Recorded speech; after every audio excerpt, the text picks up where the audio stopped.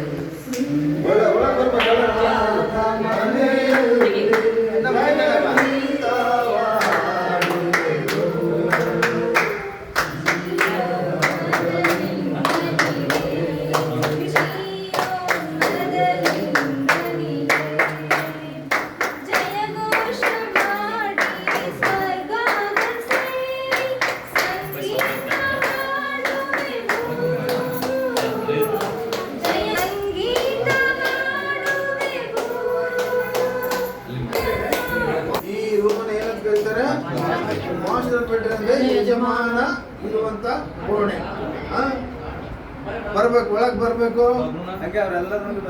ಸರಿ, ಎಲ್ಲರೂ